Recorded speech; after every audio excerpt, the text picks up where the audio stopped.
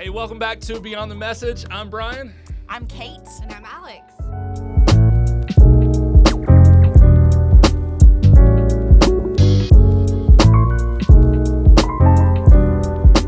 Well, welcome back. We're talking about Let's Talk About It. We've been in this series talking about marriage and sex and parenting. And today we're going to talk about difficult conversations, hard relationships. What does it look like to have a conversation? And I invited our next gen team. So I've got our kids director and our student director, and we're going to have a conversation and just talk about what Pastor David talked about this last Sunday. But Pastor talked about describing God as the ultimate host, and what does it look like for us to mirror divine hospitality in a world that is hostile, that is full of conflict? What would you say?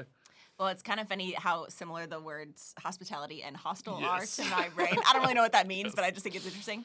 But I was thinking about this idea of hospitality, and because I'm a word nerd, I looked up the word hospitality in Scripture.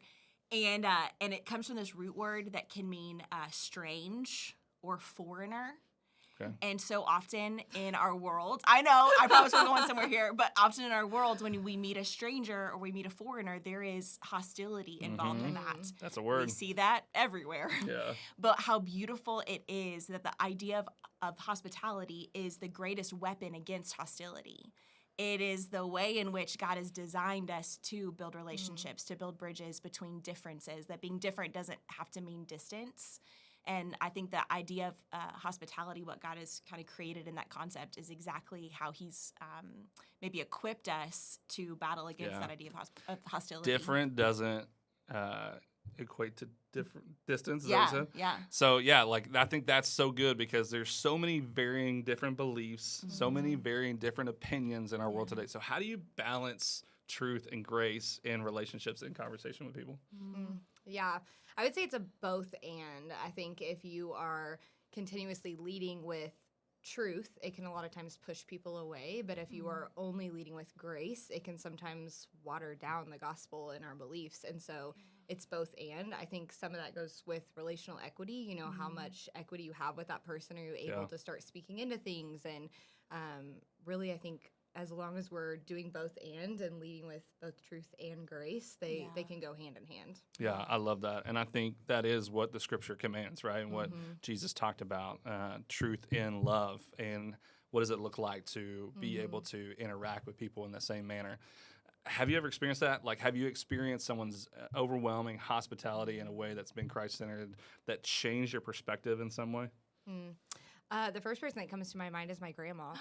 We call her Mama. Mama. Yeah, Mama. She's the best. But I see it. Obviously, I've experienced it in my own life because, you know, I got to be raised by her and it was amazing. But I also see it in how she interacts with anyone she meets. Everybody, There's so much love, and I think it's opened the door for her to be able to share the gospel and invite people to church. And she's used what God, the gifts He's given her, to then go and further His kingdom. So. She is unbelievable, and she's amazing. definitely would change your heart posture towards hospitality for sure. I was gonna say one of my friends. I've been joking that hospitality is my New Year's resolution for the past 6 years is to be more hospitable, and I'm still working on it. So I told one of my friends that, and she was like, "Okay, I'm gonna help you." She's like, "When you invite people over to your house, hospitality doesn't always have to look like inviting people into your home, but it can." She was like, "You need to understand that hospitality and entertainment are two different things. God has not called you to entertain with a perfect home and perfect children and all the things. He's called you to welcome people into your life." And so she challenged me that the next time I invited people over, I needed to leave dishes in my sink, which was such a silly thing. But she was like, that will help you begin to understand that it is not entertainment. It's not impressing people. It's inviting them into your real life. And so that's been you convicted me. I always do the dishes when people are over. Golly. All right. Well, Pastor Alex talked about week one, and Jen and I were discussing this too. He talked about when, in the context of marriage, he was describing what it looks like to stay at the table, the whole ping pong illustration. Yeah. But Jen and I were talking about that concept applies to everybody in all relationships. And so what are some of the ways that we can create space at the table for people who we struggle with, that we have poor relationships with, all of that. Yeah. How do we create space for them? Well, I was just thinking about that. that idea that so often the people that we feel different than, we feel like we have to distance ourselves from. And some of that, well, a lot That's of that, so interesting. Yeah. I think is rooted in insecurity. Yeah, Because yeah. if somebody's different than me, maybe they're better than me, or maybe I don't have enough, or I'm not in the right stage of life. So Alex and I were talking about this earlier, that even, in different seasons of life, it can feel like, well, my married friends don't necessarily, I don't want to hang out with them, or they won't want to hang out with me, or maybe my friends with kids, if I don't have kids. We think that if somebody is different in their stage of life or in their position in life, then that means that they don't even want to be at the table. But maybe it takes that humility and that invite to say, hey, do you want to come to the table? Let's have a conversation. Let's start a relationship here. But I think that difference so often we think has to be distance. Yeah. And that keeps us from staying at the table of conversation in a relationship. That's good. That's good. Well, Pastor David talked about the ultimate display of unreasonable hospitality. He used this whole illustration talking about unreasonable hospitality. But the ultimate display was Jesus going to the cross. And why is hospitality such a compelling part of the gospel, which I think was so good. But how can we use it to disarm hostility and foster reconciliation in difficult relationships? Because the reality is you're going to enter conflict.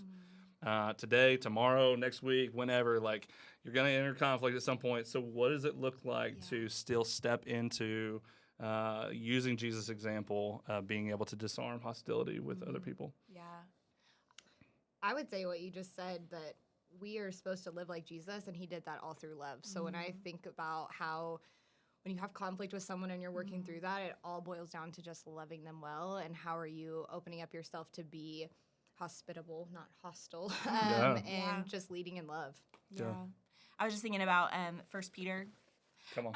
Don't mind me. Let me put my Bible up here. 1 Peter 4, verse 8 says, above all, keep loving one another earnestly, since love covers a multitude of sins. Show hospitality to one another without grumbling, which I think that's so interesting that he pulls that in there. And he says, and as each has received a gift, use it to serve one another as good stewards of God's varied grace.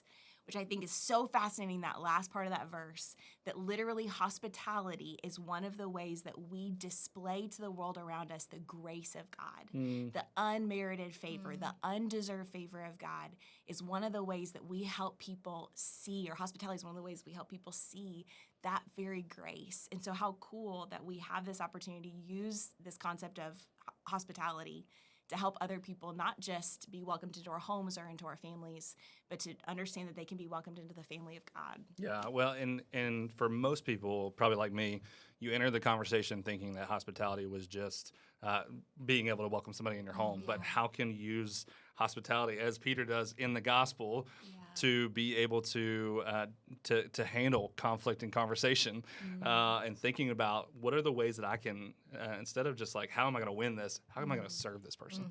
How can I help, come alongside of them and encourage them, whatever. And so, man, this is so good, so helpful. I hope it was helpful for you guys. Thank you guys so much for tuning in. We'll catch you next time on Beyond the Message.